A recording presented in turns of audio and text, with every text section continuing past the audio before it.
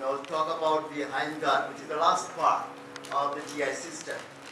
Over the couple of weeks, you have been exposed to foregut, which basically starts from the lungs. Yes or no? The lungs, then the mouth, little bit, not the upper part, the little bit lower part, the esophagus, then the stomach, duodenum, and then last time we talked about the midgut, which is actually starting from half of the duodenum. Then you have exposed to jejunum, ileum, assembly colon, 2/3 of the transverse colon. Today I'm going to talk about the hindgut, which starts from the 1/3 of the transverse colon. Then coming to the descending colon, sigmoid colon, and the rectum and the anal canal.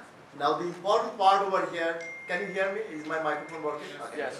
The important part of the hindgut is the lower part of the hindgut that you have to concentrate on. Lower part of it. Lower part means I'm talking about the rectum and the anal canal. The whole concept is around that. The lower part of the lower part of the hindgut. Okay. Upper part is straightforward. Not much to talk about that. So let me draw it to make you understand what I'm saying. So if I draw it over here, a hindgut,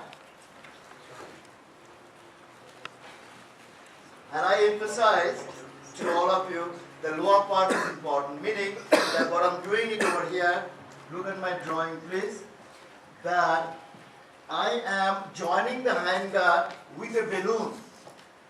This balloon is called cloaca, C-L-O-A-C-A, cloaca, a balloon. So what I've said over here, that the hindgut is actually joining with a balloon. This balloon is also endodermal origin. You remember, whole hindgut is a GI system, is endoderm. But this one is also endoderm. So what is the cloaca? It is like a big balloon type of structure and is attached to the hindgut. So it will form the part of the hindgut too, but we strictly talk about cloaca. What does it do? It will be divided into two parts. Look at my drawing please. Again, it will be divided into two parts, and therefore it is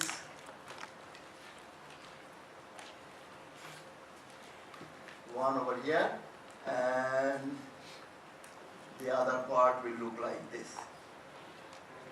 By a septum, the septum is called urorectal septum. I'll explain to you everything. This is a septum.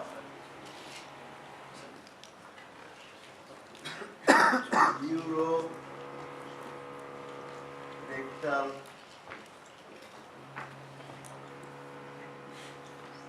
septum. That's important for you. So one more time, what I have been talking about. I just said the lower part of the hindgut needs some attention. Why? Because the lower part of the hindgut joins with the balloon, and the balloon is called cloaca. The whole thing is cloaca. Then it will be separated out, anterior part and the posterior part, by a septum called urorectal septum. By definition, by the term uro, what does it mean to you? What urinary. do you mean by uro? Urinary. Urinary, very good. That means what I have drawn over here is the urinary bladder. Make sense? The urinary bladder coming from the cloaca, which is also endoderm. So try to think about it, that now you are only concentrating with the GI system. It's going down, anal canal is there at the back side, anal canal, rectum, anal canal. But something is also in front of you, which is the bladder, urinary bladder. This urinary bladder is actually coming from the cloaca, that the big balloon, because it is divided into two parts by the urorectal septum. So this one is therefore named as urogenital sinus. Urogenital sinus. The urorectal septum divides the cloaca into two parts. Posteriorly, it will be the rectum and the anal canal. This is the rectum and the anal canal. Rectum is coming from the cloaca. Anal canal is also coming from the cloaca. But anteriorly, it is called urogenital sinus. I use the term urogenital. What does it mean now to you? Apart from the urinary bladder, there will be some genital system is coming too. So we have male and the female. And the genital system is different. In the male, we have the prostate. In the female, they do not have the prostate, but there is another organ, is the vagina. Vagina, lower part of the vagina is coming from the urogenital sinus. One more time. Let's do it one more time. But it's not rocket science, you know what I'm saying to you. What I'm trying to emphasize to you is very straightforward, very simple thing, very simple concept. I just talked to you, the hindgut is endoderm, but the lower part of the hindgut joins with the balloon called cloaca. This cloaca is also endodermal in origin, but will be divided into two parts, anterior and posterior, by urorectal septum. The septum is very important. You can underline that 10 times. It's very important, and I'll tell you why. It will be dividing the cloaca into two parts, anterior part, posterior part. The anterior part is called the urogenital sinus. Why? Because uro means bladder will be over there, and some reproductive organs will be formed in the male and the female by the urogenital sinus. And I told you already, in the male prostate, in the female vagina. It's coming from the urogenital sinus. Posteriorly, this cloacal part will form the rectum and the anal canal. So I will write over here, this is the anal canal, and over here is the rectum. We consider both rectum and anal canal as the hindgut, but strictly speaking, they are coming from the cloaca. Now the final thing, the final part is another drawing you needed. Only the last part of the anal canal is coming from the ectoderm. Only the last part. So little bit part over there is coming from the ectoderm, the last part. So the last part of the GI system, the first part of the GI system comes from the ectoderm. And that's what you know already, the pectinate line. You have got it, dissociation of the pectinate line. Upper part is endoderm, or the autonomic nervous system, no sensation. Below that, this is the pectinate line over here. This will be the pectinate line. Okay? And here is the anal canal is starting over here. So this is the total anal canal. It has the upper part, upper part is coming from the cloaca or the endoderm. Make sense? Or the part of the hindgut, all are correct. The lower part is coming from the ectoderm. The upper part has the epithelium, columnar in epithelium. The lower part is stratified squamous, like skin, like hair follicle, all these things you can get it in the lower part of the anal canal.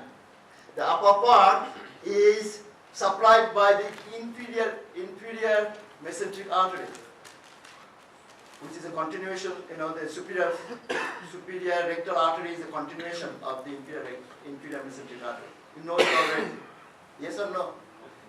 You have not done that? No. We'll take yes it this week. or no? No. You don't know the gross anatomy of the rectum anal canal? Yeah? Okay. Yes. We didn't take blood supply. We didn't take the blood supply. We'll take it, inshallah.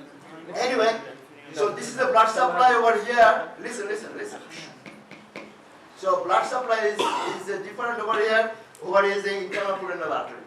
The upper part goes to the portal. This is very important. The upper part goes to the portal system. Why? Because the inferior mesenteric vein joins with the splenic vein to have a portal vein going to the liver. This part in venous circulation is going to the internal pudendal vein, and then slowly it will go to the inferior vena cava. Inferior vena cava is a systemic, not a portal system. So this line is very crucial for the anal canal. So anal canal I have a diagram, means a PowerPoint, and you will understand the upper part, lower part. So upper part epithelium is different, origin is different, nerve supply is different, arterial supply is different, and the venous supply is different. You have to do it with your fingertip, and this is Dr. Akif's favorite question. He will definitely ask something to do with this. But I am responsible for the embryological, so what I'm trying to say that the rectum and anal canal both come from the cloaca, which is the endoderm. But the anal canal, the last part, joins with the ectoderm. Okay? Therefore, it creates the pectinate line. Okay? So my drawing tells you everything over here. So one more, yes? Aren't the genitals supposed to be coming from the intermediate mesoderm? One more time. The genital part, isn't it supposed to be coming from the intermediate mesoderm? Remember when you told us Yes. That's very good question. Just if you hang on till you are year 2, well, I'll explain to that. Year 2, I'll be there with you. Don't worry. So, which is not far away, maybe 7-8 months. Intermediate. What he's saying, very intermediate mesoderm is responsible for the genital system, not the 100%. Most of what is the most important organ in the genital system? Testis and ovary. That comes from there. And also some of the fallopian tube or the mesonephron, the vas deferens, they come from the intermediate mesoderm. But there are other things like prostate. This is the lower part I'm talking about. Or the vagina. These are not present over here. It's way down. That comes from here. Endoderm. So in the exam, I may give, even this exam, always a GI system, but I may give you that the prostate or the vagina come from where? Your answer would be it is coming from the urogenital sinus, which is an endoderm. Which is an endoderm. But very good question, you are remembering it. Maybe give him a big hand.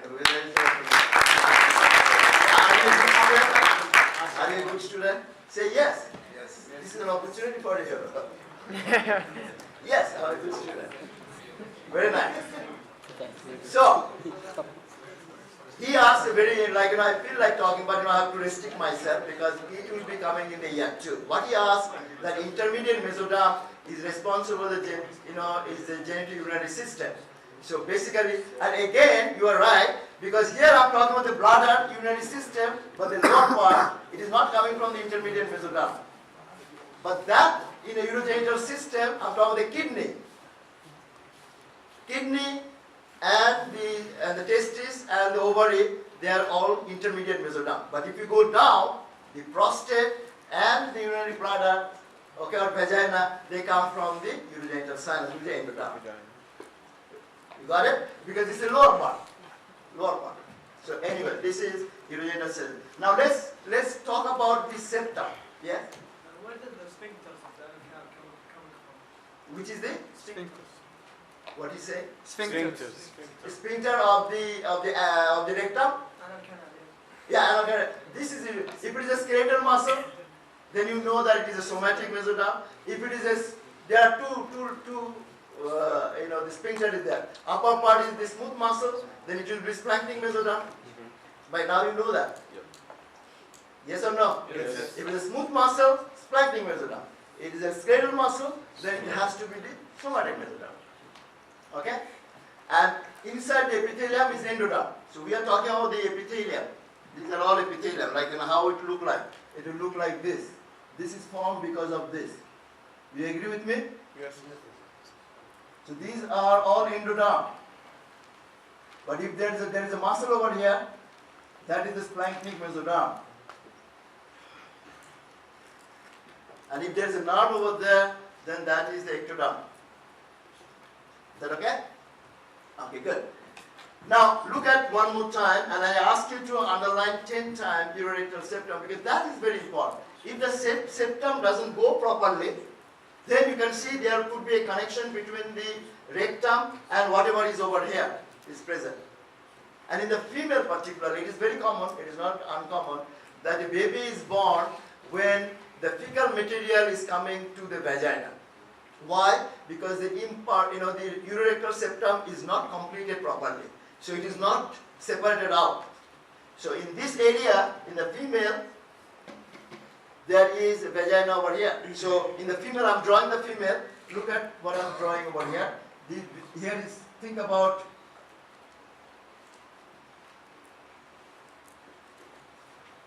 urinary bladder. This is the uterus, vagina, and then you have the rectum and anal canal. If this septum is not properly done, then there could be a connection. You got my diagram?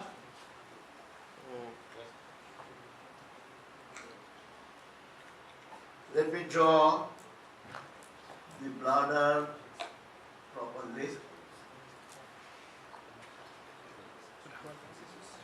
تذكر الفينس درينج كانه هذا عكس دكتور عاكف على شيء هذا شيء انا كنت متذكر انا محفور في مخيل من فوق انفيرير من تحت بورتال هذا العكس. It's a good diagram. This is the bladder. I'm talking about the female. This is the bladder. This is the uterus. That's the vagina. And this is the rectum and anal canal in the female.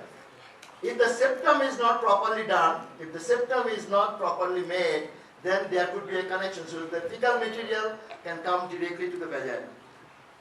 It's called fistula. Fistula has two openings. One opening over here, another opening over here. So the fistula. So that is possible if there is a urorectal septum problem. If the urorectal septum is not properly done, also you may get imperforate anus. The anal canal may not be properly done, properly finished. All due to the problem of the urorectal septum. So let's go back and try to recapitulate what I said so far. I said the hindgut is the last part of the GI tract, and it starts from the 1/3 of the transverse colon, then the descending colon, and then the sigmoid colon, and the rectum and the anal canal. But the rectum and the anal canal, they basically come from the cloaca. It is also a part of the endoderm, part of the hindgut, the last part. It looks like a balloon. Then it will be separated out, just like I put it over here, by a urorectal septum. The name itself is telling you the anterior part will be the urinary system mostly, like urinary bladder is coming from here. Also some genital part is coming from that. So therefore, the correct terminology is urogenital sinus. Sinus is a space. Bladder is a space. You know, the vagina is a space. So that's why it is called sinus, urogenital sinus. And that's the diagram. So if I have to tell you, if I have to draw and tell you correctly that one of the parts coming from the urogenital sinus, this is the part coming from the urogenital sinus. Rest other part is coming from the intermediate mesoderm. Got it? So the uterus is coming from the intermediate mesoderm. But this is the last part coming from the urogenital sinus, which is the endoderm. It's very tricky. That's why the board exam, most of the board exam, they target that. Kidney coming from where? Intermediate mesoderm. Testis coming from where? Intermediate mesoderm. Ovary coming from where? Intermediate mesoderm. Uterus coming from the intermediate mesoderm. Fallopian tube, intermediate mesoderm. Vagina, on the other hand, it is not a mesoderm, it is an endoderm, because it is coming from the urogenital sinus, which is part of the cloaca, which is the endoderm. Very interesting. Prostate is endoderm, which is coming from the urogenital sinus. That's why it is called urogenital sinus. Urinary bladder is coming from the endoderm. Kidney, mesoderm, intermediate mesoderm. But the bladder is the cloaca or urogenital sinus. Yes. What about the vas deferens? What about the vas deferens? Vas deferens is the intermediate mesoderm. Intermediate mesoderm. It's a mesodermal origin. Yes. I have three questions. Yes. My first question is a cloaca part of the hindgut? Yes. The question is a cloaca part of the hindgut? Most of the books will write hindgut. If I have to write a thing which I will write, my own drawing and other thing, I will be putting one textbook. But I will put hindgut as a separate one. I said the part of the hindgut, that's okay, but it should be called cloaca. So the students understand the lower part is not it is a continuation, but it is coming from a different. It's an endoderm, but at the end we call hindgut. So the total thing is a hindgut. This part is But hindgut finishes over here. This is the cloaca, part of the cloaca. So answer is yes, yes, no. Yes for the time being. You said three questions. Yes. Oh, Second so question let's about the venous drainage of the anal canal. Yeah. Upper part. Venous It's drainage, inferior. the upper part, if you think about this is the anal canal, which we have done it already. Say this is the anal canal, okay? I cut open, so here is the pectinate line. So this part, the venous drainage, inferior vein cava. venous drainage is portal system. Because it is going to the inferior mesenteric vein. Because I remember Dr. Akif's lecture was Yeah, you will not say anything wrong. The upper part is going to the portal system, yes or no? yes. All of you. Yes. So why Akif will say wrong? Don't say wrong. Just confused. Why you will be confused? Did Dr. Akif tell you something wrong or something that I'll go to his office? Why did you think? Because what I remember that he said the upper part is drained by inferior vein Superior cava. mesenteric vein. He said superior mesenteric, which is a part of the continuation of the inferior mesenteric vein. Yes or no? Yes. He told superior rectal vein. Isn't it? Mm. All of you, do you understand this part goes to the portal system? He talked about the superior rectal vein, which is going to the inferior mesenteric vein, which is going to the splenic vein, which is joining to form the portal vein, which is going to the liver. It should be in your fingertips now. Yes or no? Yes. The lower part is a systemic vein. Systemic vein means it has to go to the inferior vena cava. So it is going to the inferior pudendal vein. Internal pudendal vein, sorry, not inferior, internal pudendal vein. Branches. Inferior rectal vein, then inferior pudendal vein, blah blah blah, and then going to the systemic vein, which is the inferior vena cava. So we have two systems in our body. One is the portal system, one is the systemic one. Is clear? So the upper part, epithelium is different, is the endoderm. So it is a columnar epithelium. This is a stratified So it has squamous. squamous. Right? Arterial supply over here is the superior rectal artery, which is a continuation of the inferior mesenteric artery. Over here is mostly the inferior rectal artery, which is the branch of the internal pudendal artery. Like that. This is sensitive. If you put your hand over there for the rectal examination, it's very painful. You will be doing it. You take a glove and put your finger on the two finger rectal, to see. Anteriorly you have the prostate over there. Actually, people do to find the prostate because anteriorly it is coming from the same source. So, because prostate is right in front. So in the elderly people like me, not here. Salient. So so people do the rectal exam to feel. When you do it, the first part is very painful. But when you go over there, it's not pain. So if somebody has to do the colonoscopy, many people do a mild anesthesia because it is painless. Only the initial part is little painful. It's not a general anesthesia people do it. You can do it, but you don't have to. Yes. For the prostate, does it come from the urogenital sinus? Yes, correct. Prostate. Absolutely correct. That's what I said. And in the female, vagina. So this part I tell you, prostate is over here. So if I have to draw the male one, look at the male diagram with the bladder, and prostate is over here. A very nice diagram I'm making. $1 million. So in the male is like this. So you put over your finger and you can feel the prostate. Because both are this and this part all coming, this part is coming from the urogenital sinus. But part of the cloaca. So if I have to draw this one, all these things are coming. This is the urogenital sinus. And this is the total is cloaca. Get this concept absolutely clear. It's not a little bit.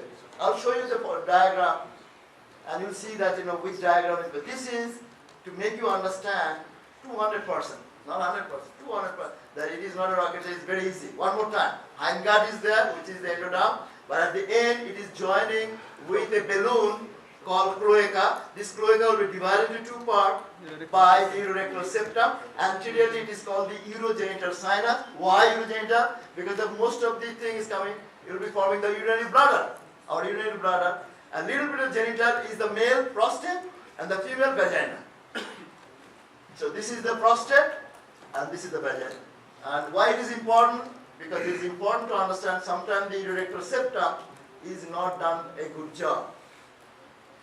Urorectal doesn't do a good job. If that is the case, there could be a fistula. There could be something which is coming over here. You see that picture. Okay? Now, I want to show you the diagram. Yes? Can there be a fistula in the male? Yes! Very good. Give a big hand. I'm going to show you that. In the male also it's possible to have near the prostate fistula is there. And I'll show you that diagram too. That is called the urethra. So bladder, the rectum is connected to the urethra.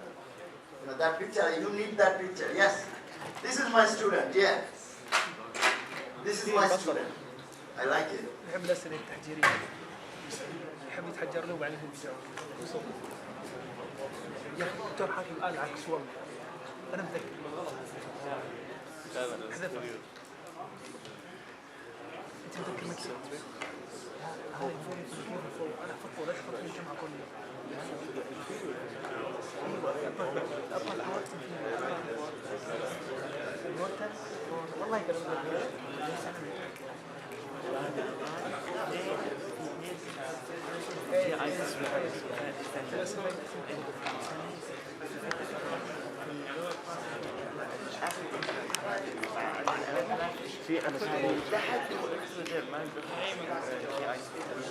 What I have indicated in my drawing, okay? It's very simple. So, almost there. So we are starting with the hindgut, but when you have this PowerPoint in front of you, make sure you start thinking about that, what is the hindgut is all about. The hindgut we are talking about here is very simple, that it is starting from the last 1/3 or the distal 1/3 of the transverse colon.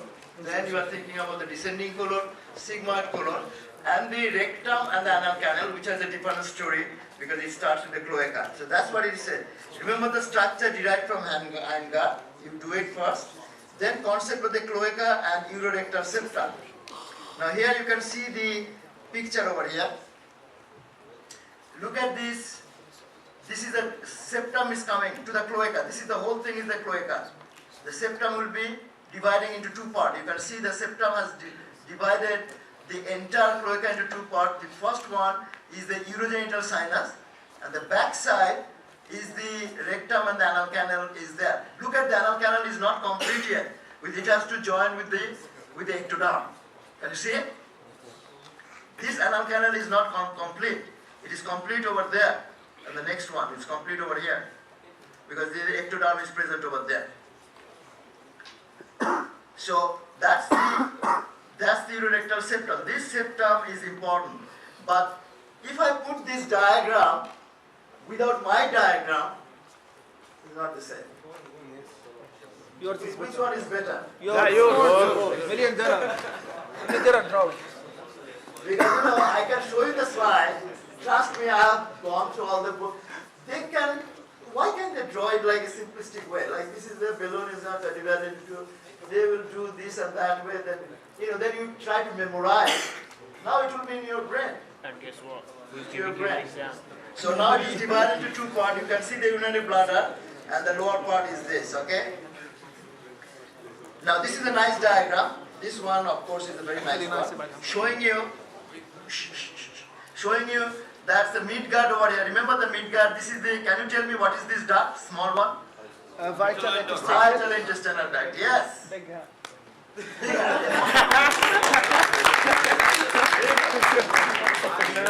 One vital intestinal duct over there. Very good. Meckel's diverticulum, it can produce.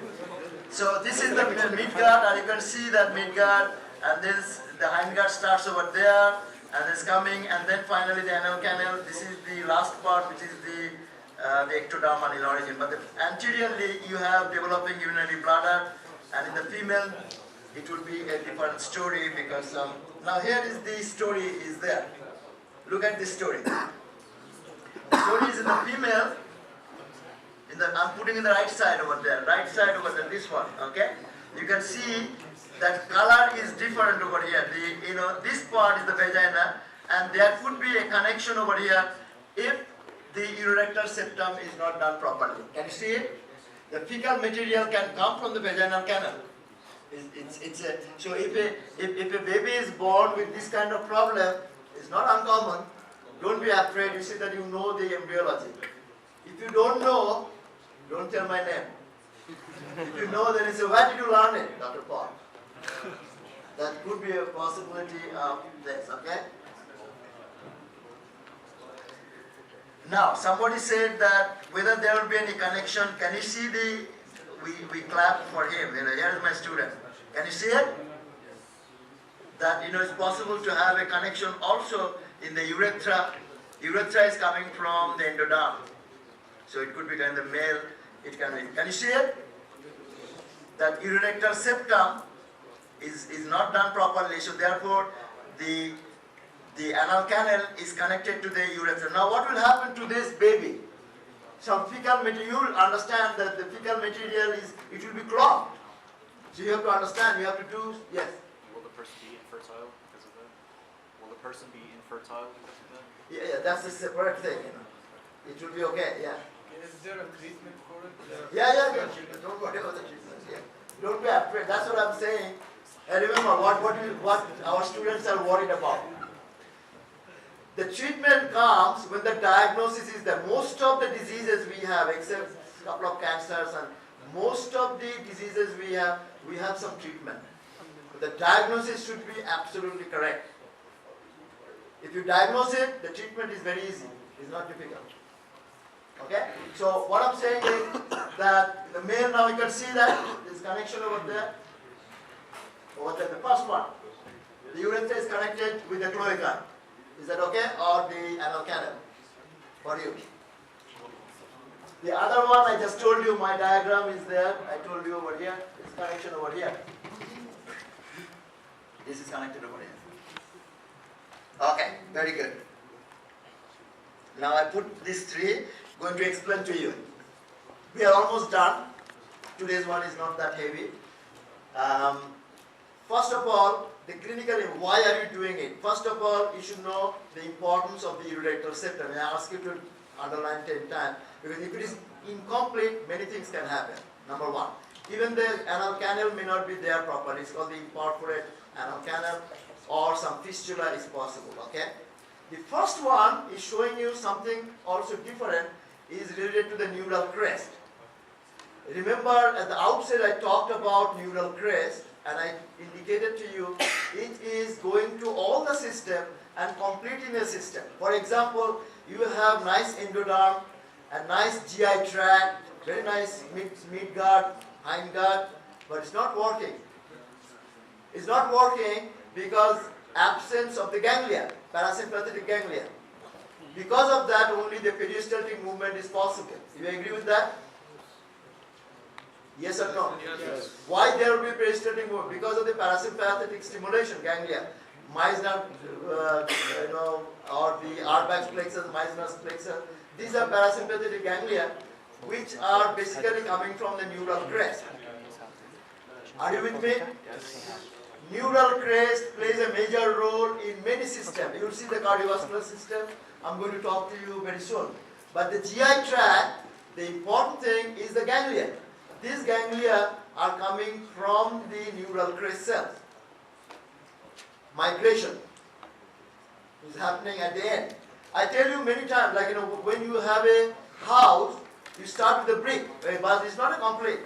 You have a plaster, everything is okay. But unless you paint it properly, you don't feel like that you are within a room. The brick, the concrete does not make you feel you are in a room unless there is a painting, proper painting is there. So similarly, a system may have the smooth muscle, the epithelium, everything, but functional thing is not working unless the neural crest cells are there. So the migration of the neural crest cells in GI tract especially is related to what we call as a parasympathetic ganglia. When it is present, then only the contractions start. So a baby is born without the neural crest or neural crest defect can lead to a situation called congenital megacolon. Meaning the colon is, the baby is drinking, the colon is increasing in size but not functional. There is no peristaltic movement. The fecal material is accumulating over there. That's called congenital megacolon Or in the book you can find, it's called also heart-sprung disease. So the heart-sprung disease or congenital megacolon is due to a defect of the migration of the neural crest cells. Are you with me? Who did not understand? What I'm saying is neural crest cells are responsible for the functional point of view. It does the contraction. Peristaltic movement is an internal function. Why I'm saying internal? Because you cannot do it by externally. If I say I take the chicken has to come out in the form of defecation. I cannot control too much. The internal control is by the parasympathetic, it's autonomic. It has to work, and it is working. As we are talking, peristaltic movement is going on. Yes or no? Yes.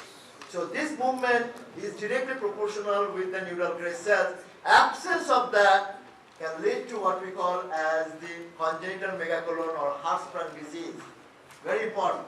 Heart-sprung disease is the absence of the problem of the migration of the neural crest cells. That's what I indicated over here. Is that difficult? No. The second part I already explained to you, pectinate line. The third part I said that the urorectal septum, I gave the importance of the urorectal. These are the three clinical parts which are important to you for the time being. Now next time I come to you, which is end of this week, I'll review all, remember one slide I did not talk to you because all diseases are there. So I'll explain one by one. This will be focused for your final exam. During this time, during today and I can't remember, maybe Wednesday or whenever I'm coming back, if you have any question related to embryology and GI system, don't hesitate to ask me. I'll help you any way I can. But don't be shy away that you don't understand. Embryology should be in your brain throughout your life, because you don't study too much. But the concept is very important to you. And you should start right away. Okay? Thank you very much.